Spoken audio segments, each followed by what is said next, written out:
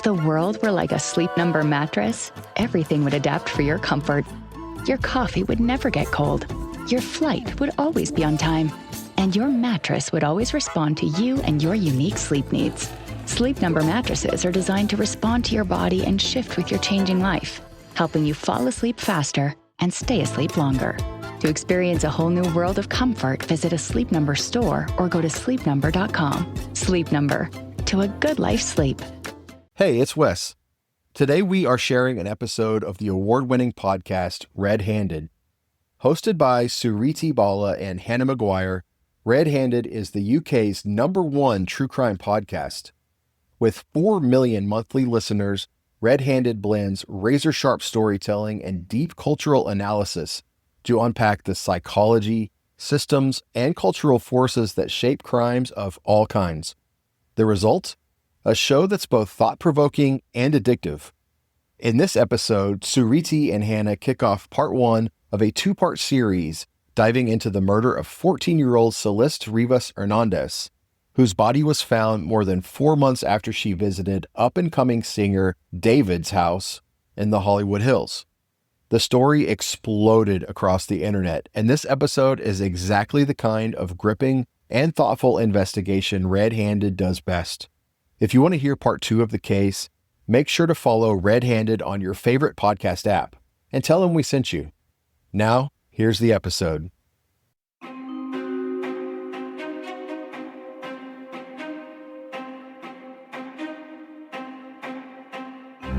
On the 8th of September 2025, workmen at an LA impound lot called the police after they noticed a foul smell coming from a Tesla Model X.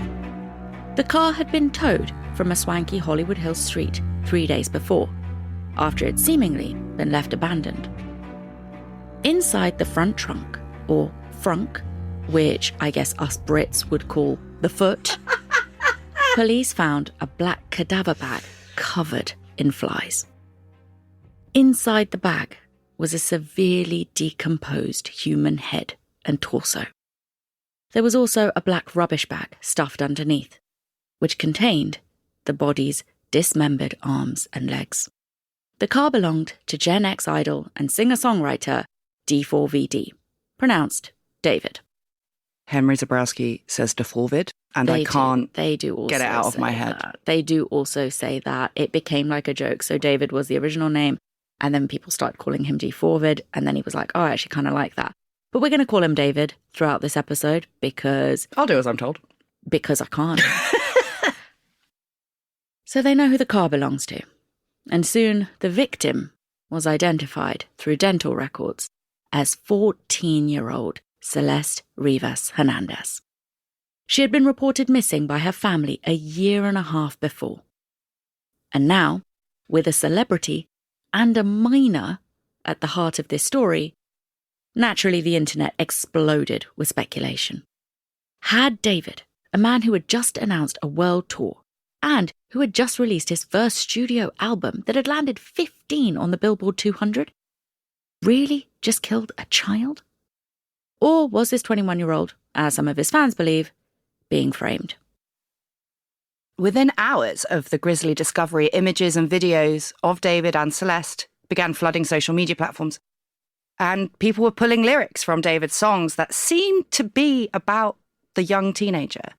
Then there was his hit song, the one that had propelled David into mainstream fame. It's called Romantic Homicide, in which he describes killing a lover.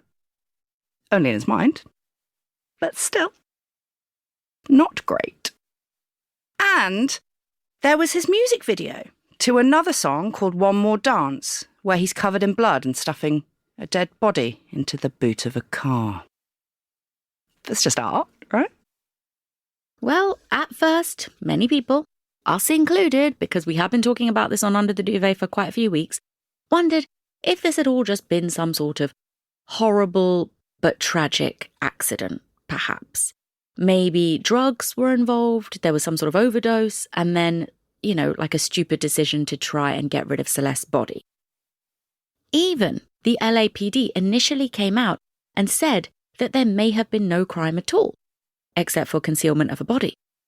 Which, like, given the fact that David was at least 6 years older than 14-year-old Celeste, I really struggle to understand how that could have been the case. Like, if a 20-year-old is giving a 14-year-old drugs that she then ODs on, or is taking drugs with her that she then ODs on, and then he hides her body, that still feels like a crime. But, you know, what do I know? Regardless of what they said then, the story has completely changed because it soon became very clear that what had happened to Celeste was far, far darker than an OD and then some sort of panic body disposal situation. I'm Suruthi. I'm Hannah. And this is Red-Handed, where today we are going to get into the story that has dominated the conversation everywhere.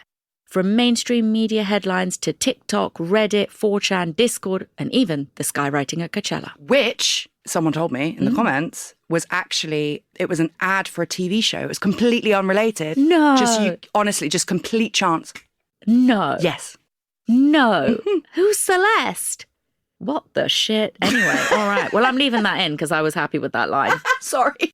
Now look, if you don't know what on earth we are talking about, do not worry, because today we are going to pull you kicking and screaming out from under that rock you've been living under and hit you with one of the most shocking stories that we have come across in quite some time.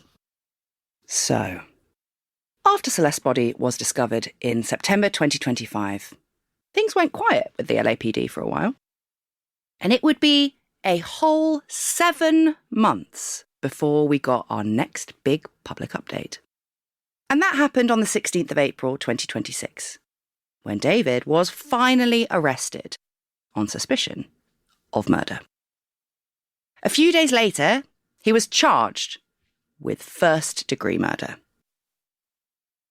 continuous sexual abuse and sexual acts with a child under the age of 14, and also unlawful mutilation of human remains. Is there lawful mutilation? Interesting question. I guess not. It's like where they have no smoking signs on planes. Yeah, sure. Now look, before we get into this case, I just want to clarify that this situation is still currently playing out. This is a live case. And as it stands right now, at the time of recording this, on the 22nd of May 2026, David has not yet been convicted. And he has also pleaded not guilty to all of those charges. Will there even be a trial? Who knows? I really, really don't know. Prosecutors do seem to have a lot of evidence against him, but they always say that. And they have also put the death penalty on the table. So it is possible that David might just plead out. But given that California hasn't executed anyone in like 2 decades, so it would basically just amount to life without the possibility of parole. Unless they offer him like 25 years with the possibility of parole or something like that, which I highly doubt they would do because it would be so unpopular given the severity of this case, given his fame, given how young Celeste was, and also given the attention this case has received. David might just be better off going to trial, to be honest with you, and like giving it a shot, which is what I think he will do. But whatever happens next, this is everything you need to know right now. So, after his arrest, David's defense requested an immediate preliminary hearing, which is pretty wild. It's part of the ploy, though, isn't it? It's like, do it now, we want it now, to try and like catch the prosecution off like kilter. Especially when the state warned them that they had a whopping 40 terabytes of evidence in the case so far. That's fucking loads. Yeah. Yeah. Officially, this just in, 40 terabytes is quite a lot. Are you sure you want to do this preliminary? We've got fucking loads.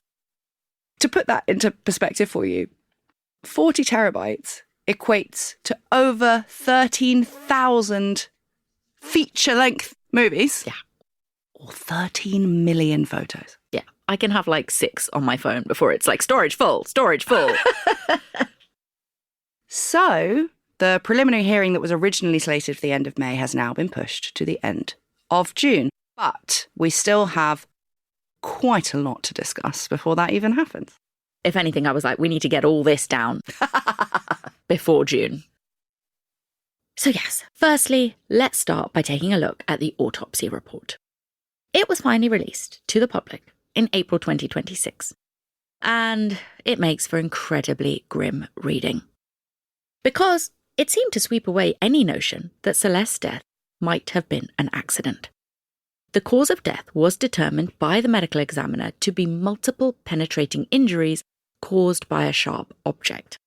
They don't say exactly what, like they don't say it's a knife, and I think it's because they don't actually have the murder weapon.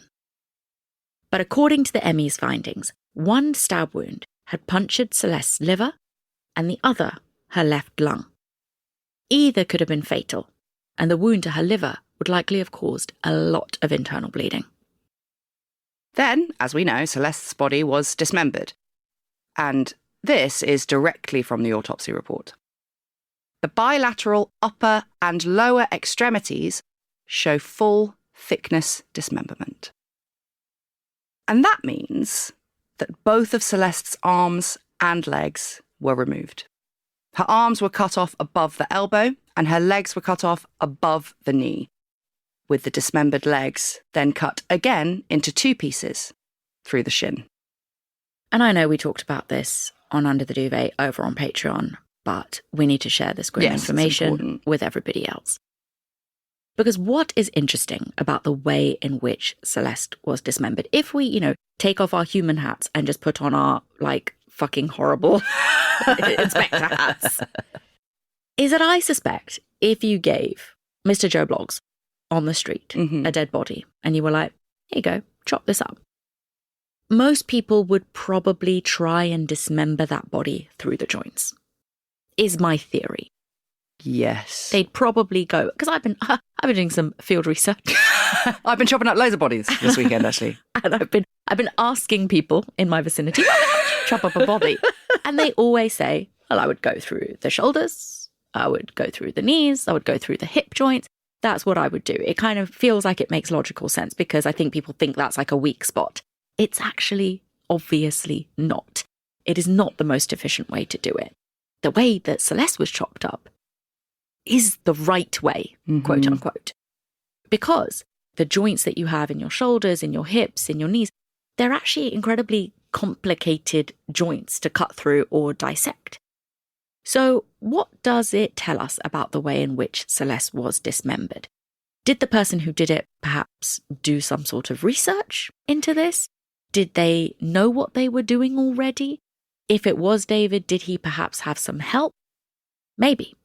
But whoever did it knew enough to cut through the middle of the limbs. And they also went through a lot of effort to dismember the body, not just that, to also cut through the legs twice.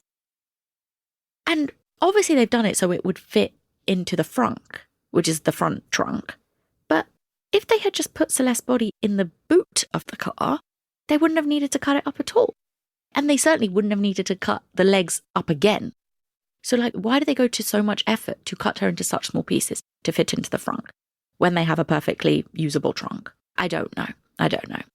In any case, I think what is clear from this is someone was very, very determined to get rid of this body. But then, whoever this person was, who went to such lengths, just left it there. Left her there, decomposing. In a Tesla. In a car that belonged to David. And then, whoever it was, just left that car parked 400 foot down the road from the house that David was staying in. The effort to dismember doesn't really match up with this sloppy behaviour after the fact, which has led some people online to believe that David is being framed. And for the purposes of this episode, we're going to say allegedly all the time when we talk about David's possible involvement. However, the idea that he's being framed is a stretch. Just because stupid decisions are made by an alleged killer doesn't mean that that then points to the fact that somebody is framing them. People make stupid decisions. They sure do.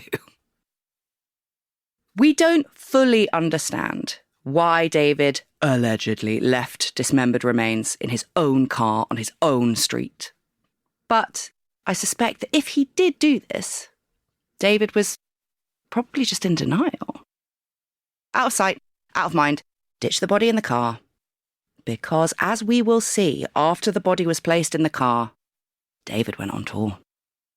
And look, if that feels like an unsatisfactory explanation for why such a huge misstep is made, we are going to come back to it. But what I wanted to say there is just that the stupidity of it isn't enough to convince me that somebody else did this and is stitching him up. But we will come back to the whole why is the body left in the car situation when we tackle the gargantuan timeline in this case. But for now, let's stick with the autopsy. There was a very heavy level of decomposition. I'm not surprised. Yeah, with Celeste's body. Her head was actually partially skeletonized, and she was missing her left eye. And she was missing her left eye not because it had been removed, as many people online have been speculating, like, why did David remove her eye? I don't think that's what happened. The eye liquefied and essentially melted away. That's how heavy the decomposition was. 2 of Celeste's fingers from her left hand, so her ring finger and her little finger, had also been cut off. And they were actually missing from the car, and they have never been found. Now, the best guess as to why this happened, why they may have been cut off and disposed of, because at first to me it was like, is this some sort of trophy? What's going on here? It's probably actually because of Celeste's tattoos. She had David's name tattooed on her ring finger. Which, if you're going to frame him, why would you chop that off? Yeah, that's true. You'd probably tattoo David onto more parts of her. Like, it doesn't make sense. This summer, I've been reaching for my 100% European linen shirt from Quince. I love that it's so breathable and it's effortless. I can wear it out to dinner, for a walk around the neighborhood, going to a bookstore, whatever. Quince makes elevated essentials using premium materials like my European linen, organic cotton, and washable silk, all without the traditional retail markup. Everything at Quince is priced 50 to 80% less than similar brands. They work directly with ethical factories and cut out the middleman, so you're paying for exceptional quality, not brand markup. And it's not just apparel. Quince also offers elevated essentials for your home, from bedding and bath to kitchen essentials and furniture. Make your summer wardrobe feel easier. Go to quince.com/unforgotten for free shipping on your order and 365-day returns. Now available in Canada too. That's QUINCE.com/unforgotten for free shipping and 365-day returns. Quince.com/unforgotten. I've known for a while that my gut health was a little off, just burping all the time, feeling bloated. I even went to a gastroenterologist and got some meds that didn't do anything. That's why I started taking 1 capsule per day of Physician's Choice 60 billion probiotic. I love that it's not just one strain, it's 10 different strains, all in one simple daily capsule that survives stomach acid and actually gets where it needs to go. And I've been taking it for about a month, and I can really tell a difference. Physician's Choice was developed with a team of doctors, and it contains clinically studied probiotic strains. And I love that it's made in the USA with a no questions asked 60-day money-back guarantee. Go to Amazon or physicianschoice.com and use code PCPodcast10 for 10% off your entire order. PCPodcast10 for 10% off. Best results after a month of use. So invest in your gut. Subscribe and save up to 40% off your order. Also find Physician's Choice at all your favorite retailers. Next, let's take a look at the toxicology report. It's confusing. Celeste's remains showed presumptive positives for benzodiazepines, methamphetamines, and MDMA. Fucking hell.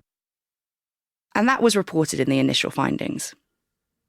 A presumptive positive just means that there's more in the person's system than a certain cut-off base level. So the drugs could have been taken long before Celeste actually died, but she still had traceable amounts in her system. But then, in a later tox screen, the medical examiner deemed these findings to be inconclusive due to interfering substances, which is probably to do with the level of decomposition, which has just made being certain about anything in this case really difficult. There was some ethanol detected in Celeste's system, but again, that could have just been from decomposition. That does happen all the time. Yeah, the level of decomposition, I think, is going to be a big factor for the defense and why I think David might go to trial. Because the minute you have that level of decomposition, like we're talking weeks and weeks and weeks of decomposition, being sure she was even stabbed, being sure she wasn't on drugs, being sure it wasn't an OD, like so much of this can be like beyond reasonable doubt. Like it can be very, very murky. I don't like it. I think he's going to get off. So it's I don't know. I don't think he will, but I don't know. We'll get to that at the end. But I think there is just so much decomposition. There's so many questions kind of left unanswered in this case. Now, another confusing point from the autopsy was the question of whether or not Celeste was pregnant at the time she was killed. Now, at first, it was reported as no, she was not pregnant. And they also said, nor had she been pregnant in the year leading up to her death. But then, suddenly, on the 22nd of April 2026, the medical examiner revised this and amended the report from not pregnant to unknown if she was pregnant. Now, I'm not sure that they suddenly found like some biological evidence to prove that she was pregnant or anything like that, because then they would have just said that she was.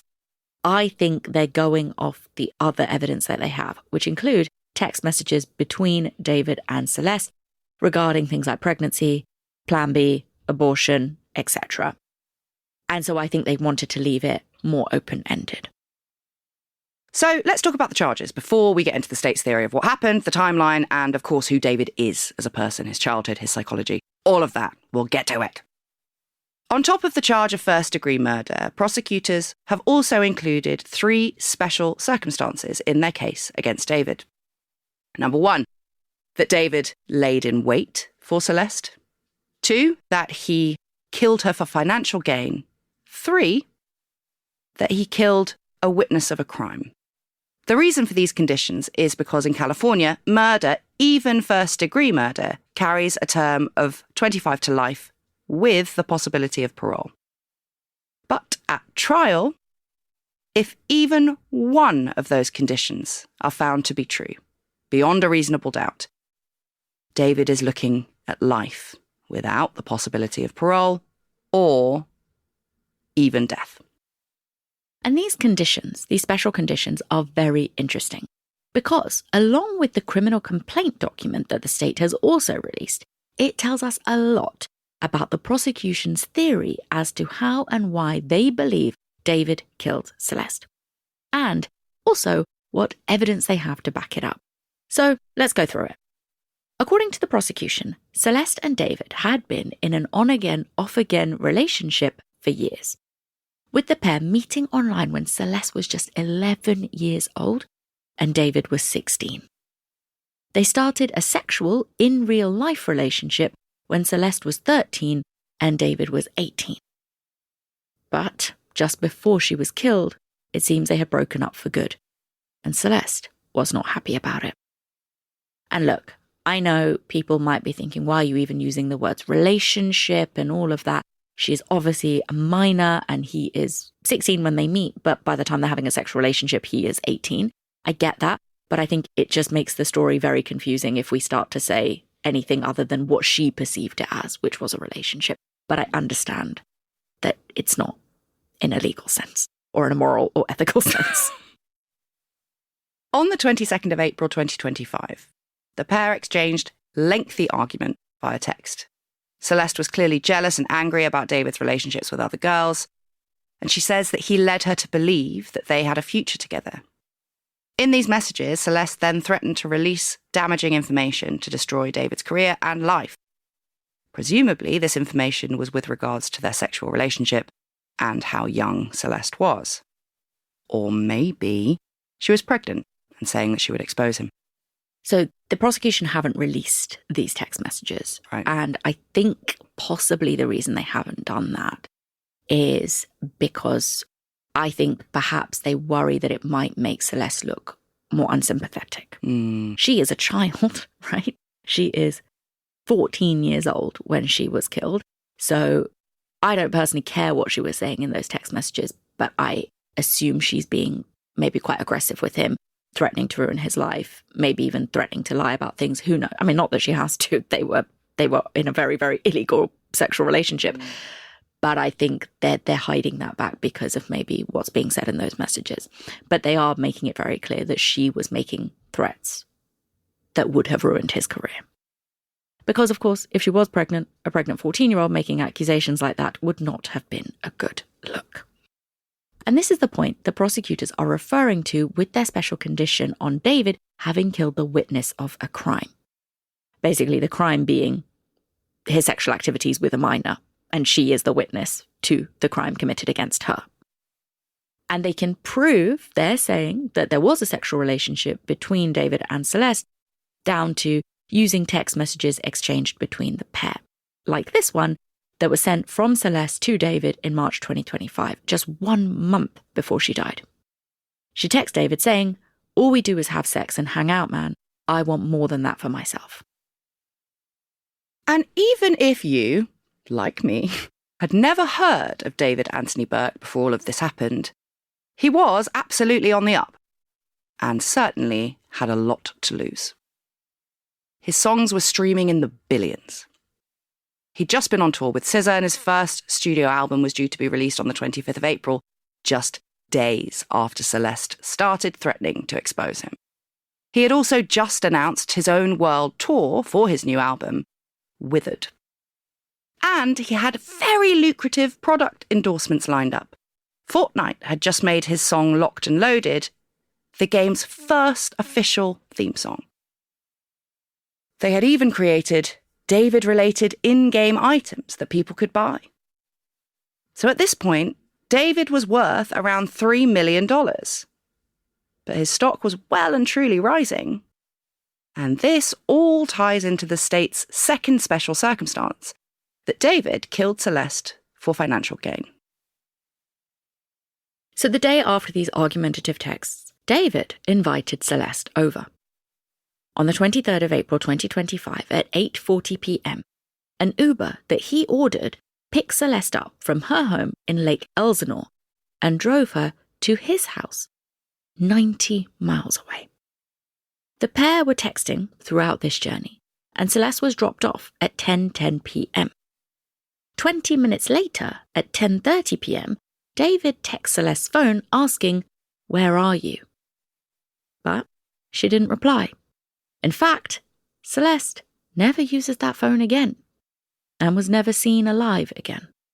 The theory is, from the prosecution, that this text was sent by David as a cover to pretend that Celeste had never arrived at his house. You can check on Uber. Quite. And look, this is the point, right? Like, okay. He's trying something here. He's like, let me send this text message, and then I've got some plausible deniability. I could say she never turned up here. But like, let's say she got out of that Uber. Because again, I'm pretty sure Uber have records of all of those things, right? People getting out. Yeah. Cameras. I check them all the time. Yeah. What time did I get home, you know? Yeah. So, and maybe people will be like, maybe this Uber driver did something to her. But I'm like, maybe. But then he drove her 90 miles to the exact place she was meant to go, because his GPS will prove that he did that. Instead of driving her out into the fucking desert somewhere and killing her, he drove her to exactly where she was meant to go. Then he does something nefarious like kill her. Then he chops her up, and then he finds out whose car belongs to the house that he was meant to drop this girl off at, and then gets that body chopped up and then put into the car of the person whose address he was driving this girl to. Like, it doesn't make any sense. You could maybe make that argument that the Uber driver did something nefarious if Celeste just vanished. She stopped messaging David halfway through that journey and she just vanished. She turns up, she gets to his fucking house, and then she turns up dead, dismembered in his car. There's no fucking killer Uber driver running around here. Not in this story. So no, let's just put that nonsense aside. Let's say maybe, as some people have said online, maybe she gets out of the Uber, she's alive, she's fine, but then she's had an argument with David and she walks off into LA and she doesn't go into his house. Again, if that was the case, why does she never use her fucking phone again? And also, again, how does she get dismembered and shoved into his frunk? It all comes back to how she is in his Tesla. And also, fine, let's go with what I think the defense might argue, right, that there was some sort of drug overdose. So she turns up at his house, they take drugs, she dies, he drops the body up and stuffs it into his car. The fact that he sends that text message is what kills that theory for me. You're going to walk into that house and die of an overdose in 20 minutes. Come on, that's a pretty swift OD. Like, it doesn't make sense to me. Which brings us to our final special circumstance. That David laid in wait for Celeste. The prosecution's theory outlined in their People's Brief regarding preliminary hearing evidence is that, quote, very soon after Celeste arrived at his house, David stabbed her to death multiple times and stood by whilst she bled out. At no time did he call law enforcement or 911 or take her to an emergency room to try and save her life. The term stood by is very specific, and people online are speculating hard over these two words. Honestly, over the past week, I have immersed myself fully into this case, and I feel like tearing my hair out when I see people talking about this particular bit, because people are losing their minds over the possibility that the phrase stood by means that someone else must have been there, like a witness must have been there, who has now turned on David and is giving the police some sort of blow-by-blow of what happened that night, saying, oh, and then he stabbed her and then he stood by and just watched, and I was like, oh my God. Or they're saying like the police have got some sort of CCTV or like video recording of what happened. I personally don't think so. I think people are reading way too much into this. A lot of people online are also quoting it wrong. They keep saying stood by and watched. Where did the and watched come from? Because I've read the document, it's not in there. Hannah just read the quote verbatim. It just says stood by, doesn't say and watched. Like, that is what takes it to another level, because that makes it seem like you are seeing him do that. Like, that's a big jump to make. They don't say that. They say stood by. And I think the prosecution is just saying that David stabbed Celeste and then didn't try to help her. So he stood by as she died. And I think the reason they're saying this, and look, they're going to have to explain all this. This is just what I'm like inferring from it. But I think where they're getting that from is that the injury to her liver suggests that Celeste probably didn't die immediately. That kind of injury isn't an immediate fatal wound. Like, it probably would have resulted in a slow, prolonged death. So he would have had time to do something. Now, again, David's defense is going to argue that there's too much decomposition with the soft tissue for you to even be sure. How can you even be sure there's a stab injury to the lung or to the liver? Like, we don't buy that. Which, again, I'll be interested to see how the prosecution refute. Let's keep going with the brief. Got another quote for you. Evidence will show that the defendant lied and said he didn't know where Celeste was. In fact, immediately after he killed her, David drove to Santa Barbara County to try and dispose of Celeste's property and destroy evidence. At 11:30 p.m. on the 23rd of April 2025, David drove away from his home as he texted and called the victim's phone asking where she was. He drove his Tesla north on the 101 freeway to San Marcos Pass Road, near Lake Cachuma in Santa Barbara County. He returned home early the following morning on April the 24th. Before going to a radio interview, David then sent 2 additional texts to Celeste's phone that day, which went unanswered. And after the 26th of April, he never attempted to contact her again. And while it's not mentioned here, we actually also know that the night Celeste came to his place and then vanished, so likely the day she died, after his trip to Santa Barbara, David actually went to an album launch party. He goes to an album launch party that night in LA, and the next day he gets up and goes to that radio interview. And look, people again could be like, that's so stupid, blah, blah, blah. It's him sticking to his routine. He's not like swaying from that. He's very clearly like, look, I'm meant to be here, gotta be there, gotta act normal, can't have any weirdness showing up. But it also shows just how fucking cold this all is, allegedly.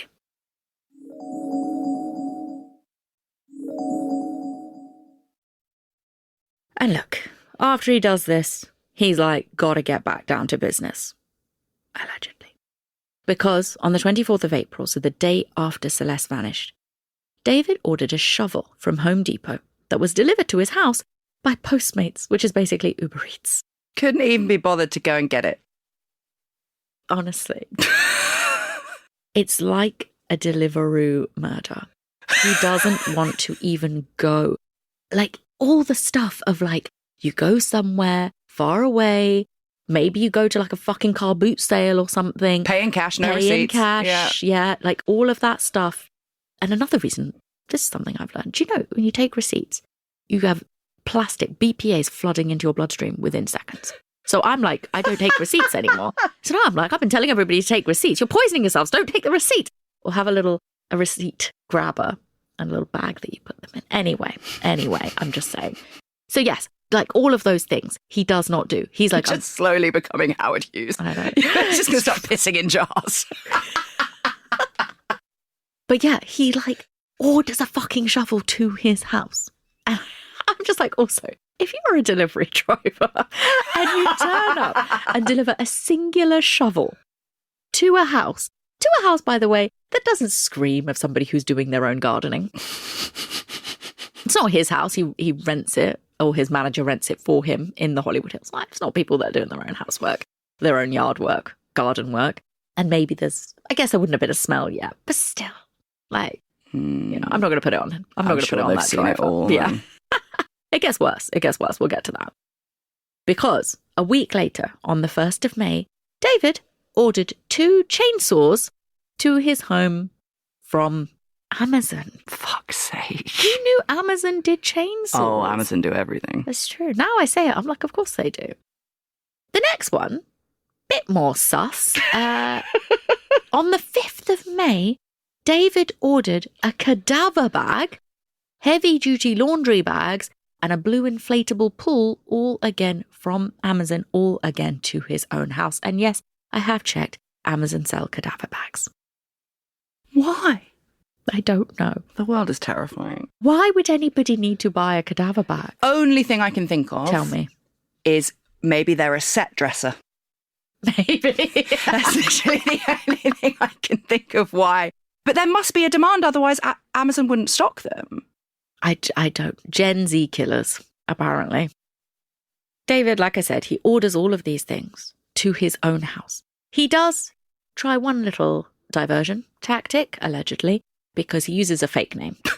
The fake name of Victoria Mendez. Oh, good. I'm not sure how much that's going to protect him, however. Like I said, he used his home address, and I'm also sure he used his own bank card. I also think all of this just screams of, like, this man has been given everything he has ever wanted instantly. He is an instant gratification type of guy. I imagine that he really doesn't think anything can ever happen to him. I mean, there's lots of questions about how much David Anthony Burke is living in reality. I don't know. We'll get into it when we talk about his psychology and his childhood and all of that stuff. But yeah, the laziness of it really does take your breath away. And look, other people are like, maybe there's a perfectly rational explanation for why he's buying all of these items. And I'm like, what reason? He's not doing his own tree felling. Why would he need 2 chainsaws? And like, some people have theorized that maybe these things were like props to be used in a music video. And he does have a lot of, like, you know, macabre scenes in his music videos. I could certainly have believed that had his ex-girlfriend not turned up, chopped to bits with a chainsaw in the front of his car in a cadaver bag. Like, had that not happened, yeah, I'd be like, probably was just for a music video. But like, do we have to suspend all rationality to find any other explanation for this? Like, come the fuck on. So yeah, there's a lot going on, but the Amazon purchases don't stop there. On the 8th of May and the 31st of May, David returned to Santa Barbara County. It was the same area he had been to immediately after he allegedly killed Celeste, an isolated site off State Road 154. And this is just unbelievable. This area where his car went to, and I believe he took his phone, and that's how they know. And even if he didn't, he took his fucking Tesla, which is like a giant computer. He took his fucking Tesla there. This is where, months later, in January 2026, Celeste's passport would be found by a maintenance worker. Fuck. Yeah. And then, on the 7th of July 2025, 6 weeks after Celeste was likely killed, David ordered a burn cage, also known as an incinerator, from Amazon. Why? And look, people, I was like, why the fuck? And people online like, oh, people use it to like incinerate like garden waste and things like that. And like, You can just burn it. That's what people, you just set it on fire in your garden and then it goes away. Everybody knows that. Why would you need an incinerator? I don't know. Little home pet crematorium. I don't know. Why would this be needed? And this is unbelievable. Said burn cage is visible I've seen it. in some of the live streams that David did after Celeste was killed. Oh, he carries on. He's like living two parallel lives. I think he lives two parallel lives for most of his life, but he is immediately living two parallel lives after Celeste is killed, allegedly by him, where he is like ordering all these things off Amazon. He's frantically trying to like think of a way to get rid of the body and like deal with this situation that he's created for himself, allegedly. But he's also still on TikTok, going to like album launch parties, like doing his live streams. Like he's still doing all of the things that he normally does. And with mirth. It's not like, oh, I got to just look normal. I got to just act normal. No, he's having a great time from what it looks like. We've seen some people theorising online that perhaps the burn cage is where Celeste's missing finger went. Fingers. Wow. Was David using those fingers as test runs to see if the burn cage could destroy human remains? But apparently, the burn cage hadn't actually been opened or used. I mean, we've all been there. We've so dark. We've all ordered things and then not opened. We've all ordered a burn cage. And then just be like, oh, I'll get to it later. I've got my burn cage at home next year. I'm currently also like planning to grow my own broccoli sprouts because apparently they're really good for you. So I've ordered a little terracotta planter to grow them and some broccoli sprout, but I haven't opened them yet. Seems like such a lot of effort. So it does feel like David was slowly but surely, over the course of weeks, trying to figure out what to do with Celeste's body, allegedly. And online, there has been a lot of speculation as to where her remains were for all this time, because this is going on for weeks. And I honestly think they were just in his house, or maybe in the garage, before he eventually placed the remains in his car. And I think he probably did that because of the smell. Because a lot of people in the area could smell something very weird. Apparently the neighbours noticed a foul stench coming from the garden. And they had actually just recently buried their husky who had died in their garden. And apparently they thought, like, we need to dig this dog up because I don't think we've buried him deep enough. Like, that's got to be what the smell is. But then, suddenly, they noticed that the smell went away. After they realised eventually, because the Tesla had been towed. There's also a live stream. This is gross. There's also a live stream that David is doing with his friends at his house after he allegedly killed Celeste there and probably has her fucking remains there, where he apologises. You can hear him on the stream apologise to them for the smell, saying that he just used the toilet before they got there. Probably realising that he couldn't keep this up indefinitely, the prosecution alleges that David got to work and set up the garage as his body disposal room. They claim that he placed Celeste's body in the inflatable pool that he bought off Amazon to stop her blood spilling onto the garage floor. An inflatable pool, though, when you're going to use a chainsaw. And then, the prosecution allege, David used a chainsaw and perhaps some other tools to cut off Celeste's limbs. Small blue plastic fragments were found embedded in Celeste's remains, and when they were analysed, they were found to be a physical match to the inflatable pool that David had purchased. And then, allegedly, David put Celeste's remains into the body bag and heavy-duty plastic bags, and then into his car.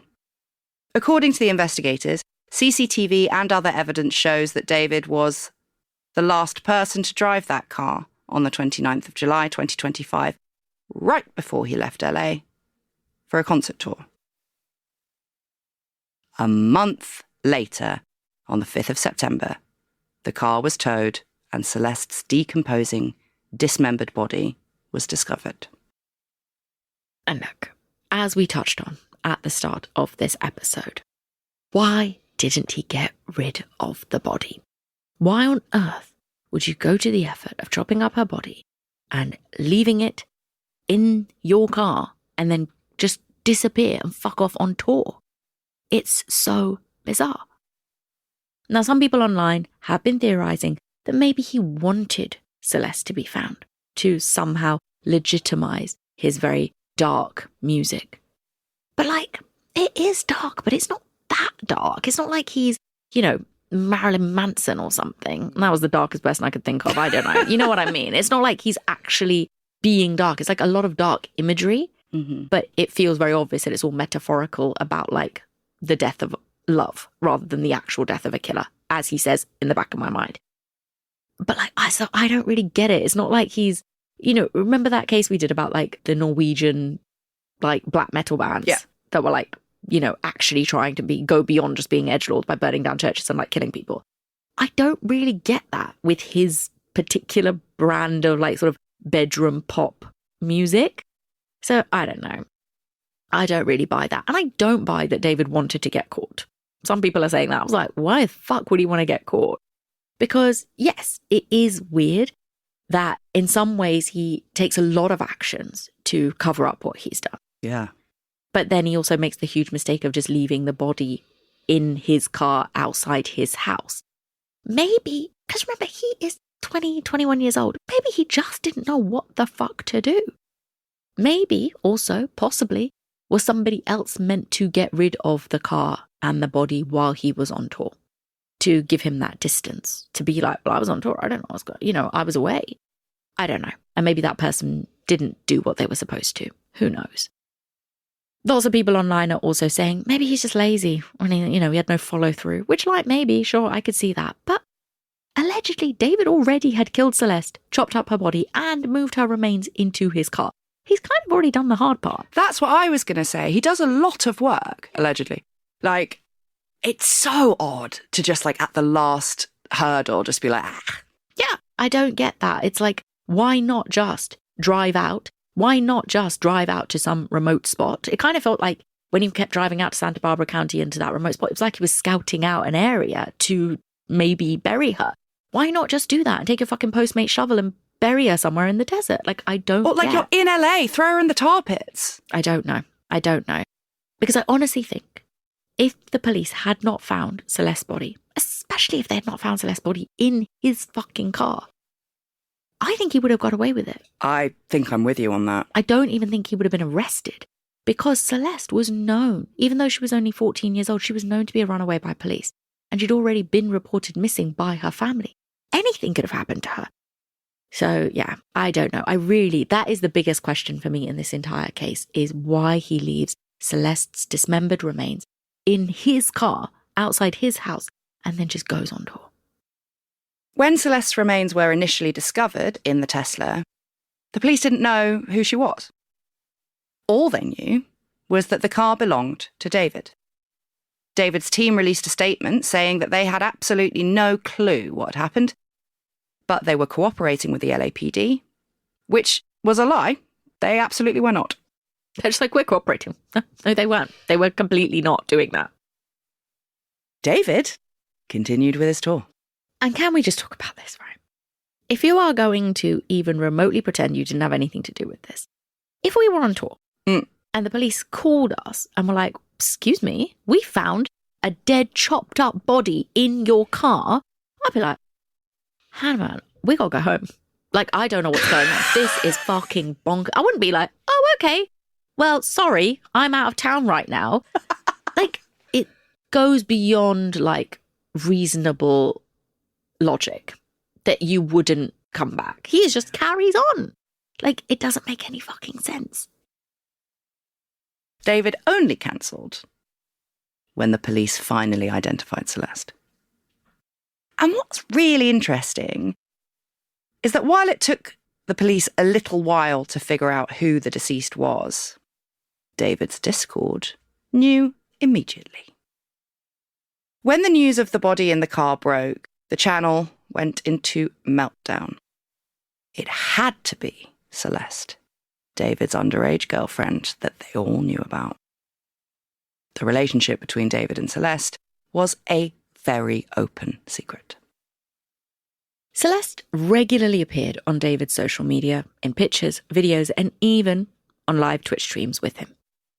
Now, she did usually tend to try and hide her face or obscure her appearance in some way, like with a hoodie or big glasses or something like that. And also, David and her did lie. They would lie and say that she was a 19-year-old college student. But she's 13 and 14 when this is all happening. And look, his followers, although the majority of them in his Discord are also children, and we know that for a fact. That's not just me guessing. We know that for a fact. Because at one point, David is in there, and he's very communicative in there. At one point, he's in there and he says something basically trying to identify the ages of the people in his Discord. And he's gives them different emojis to use to show how old they are. And it was something 30,000 of the people in there were minors. So even these children who were in his Discord knew that it was bullshit. Celeste wasn't 19 years old, and she certainly wasn't at fucking college. They knew she was a child. And look, we're going to play you a clip now that is from 2024. It's a live stream that David and Celeste did together.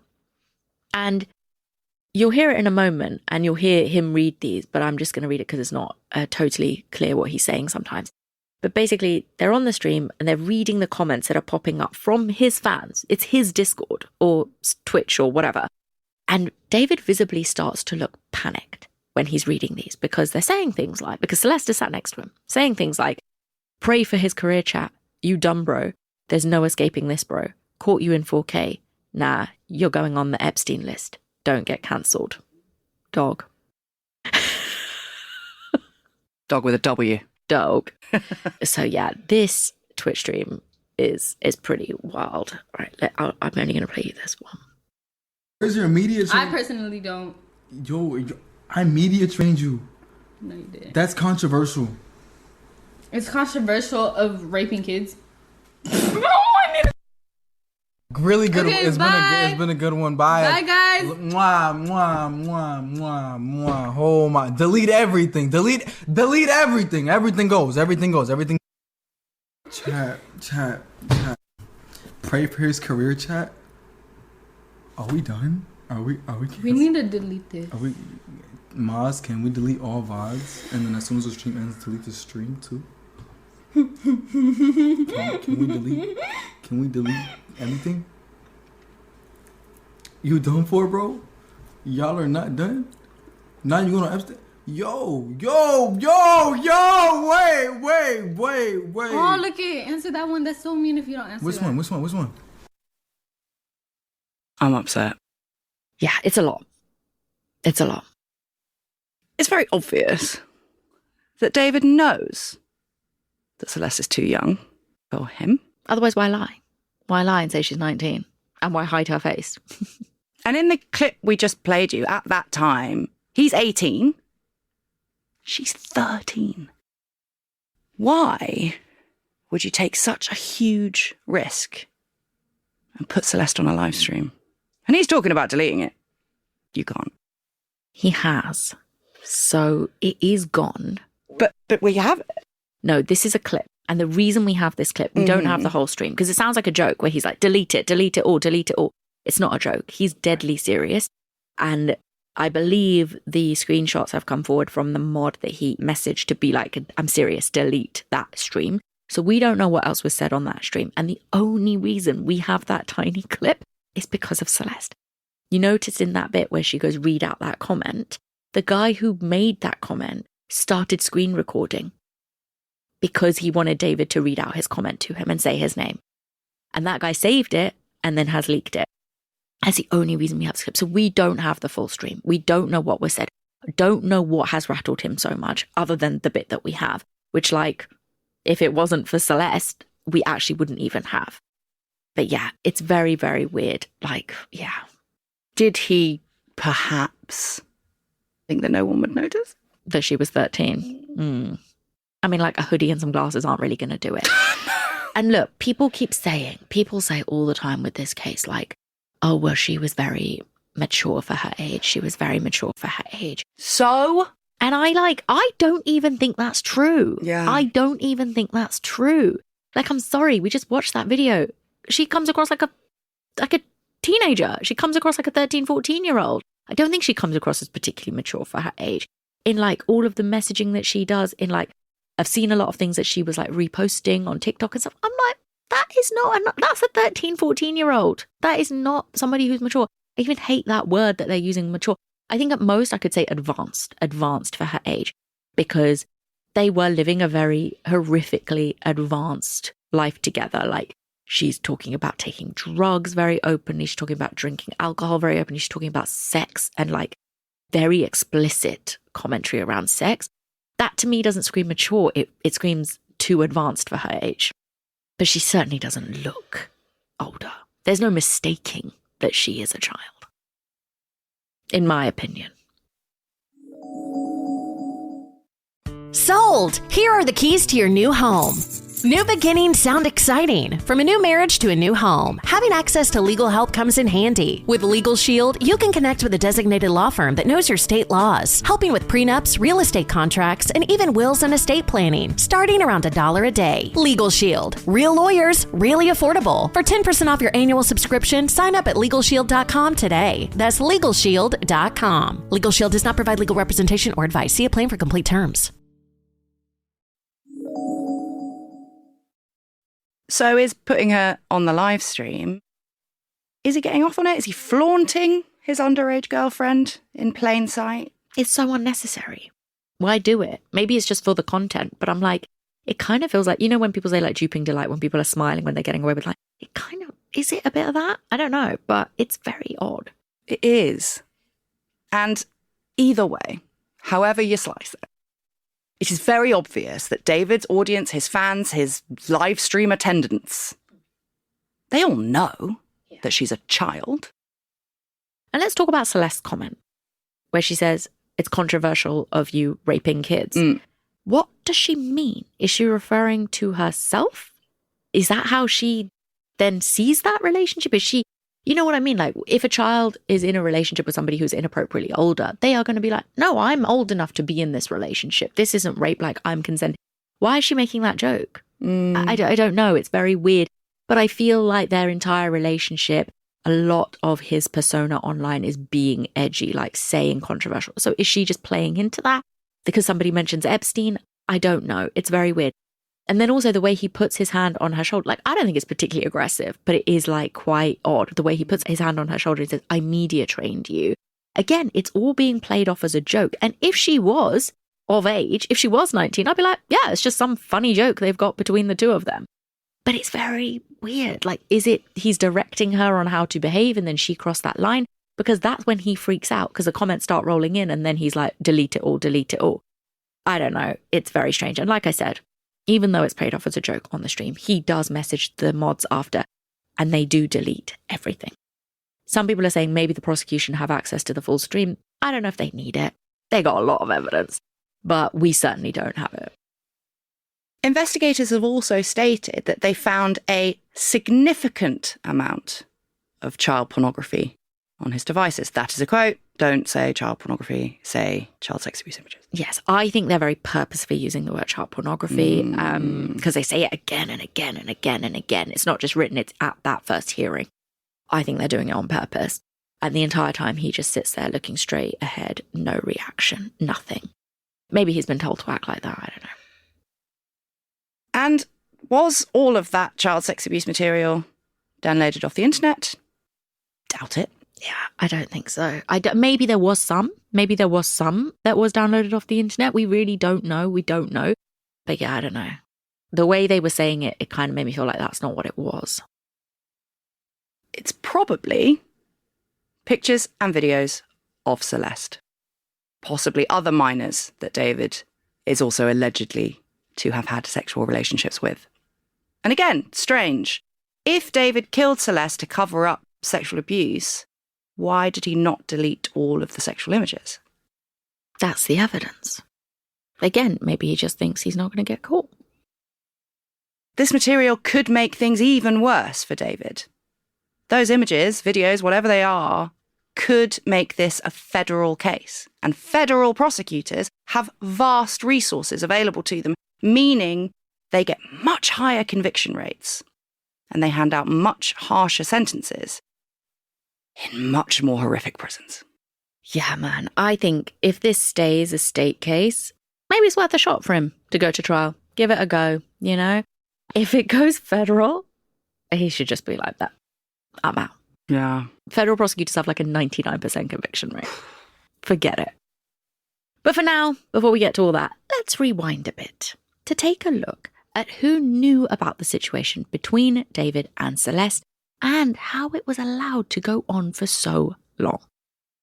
Like we said, it seems that they probably met online. That's what the prosecution is saying, and it does seem to bear out.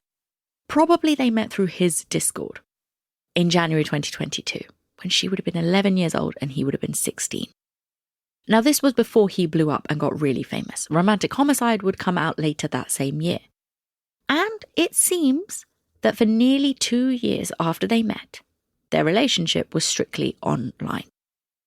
They physically met, it is believed, for the first time in November 2023, when Celeste was 13 and he would have been 18. And it is then that they started a sexual relationship. And look, this is also like, is it a coincidence? Is it all part of the grooming? Did he really think he loved her? Whatever. The music video for Romantic Homicide was actually released on Celeste's birthday. Again, is it just him doing things to make her feel special? It's like a nothing thing for him, but it makes her feel special, keeps her like in his sphere of influence. It's like adding to the grooming. He even wrote a song called Celeste in December, talking about Celeste, the girl with my name tattooed on her chest. It's not on her chest, it's on her finger, but you know, it feels like it's very obviously about her. Yeah, exactly. And it's after this that she also started appearing on his social media, with David even openly referring to her as his girlfriend.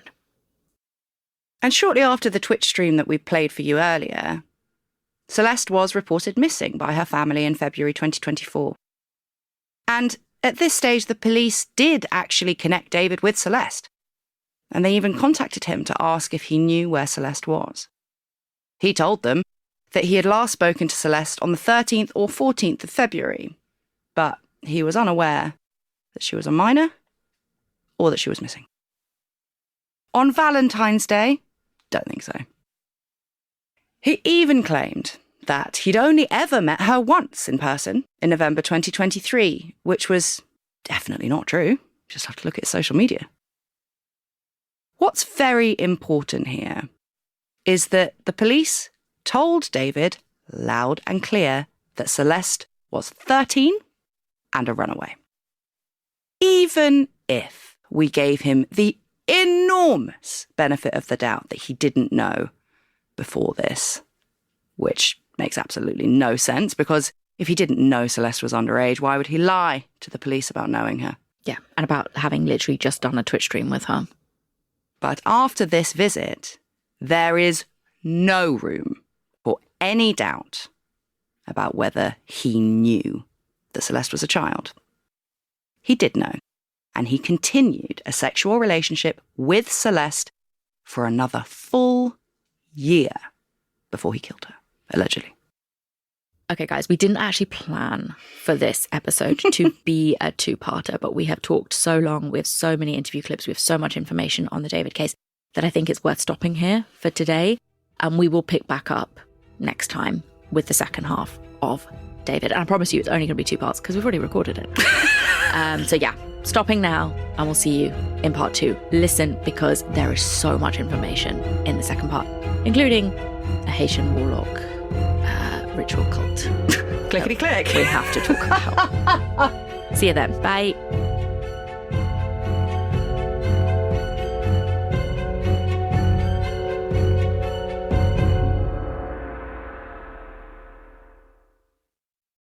Wes here again. If you enjoyed this episode, Head over to RedHanded on your favorite listening platform to catch part 2 of the series, where Hannah and Suruthi dive into the arrest and trial of David Burke. Follow RedHanded on Apple Podcasts, Spotify, YouTube, or wherever you're listening now. New episodes are released 3 times a week.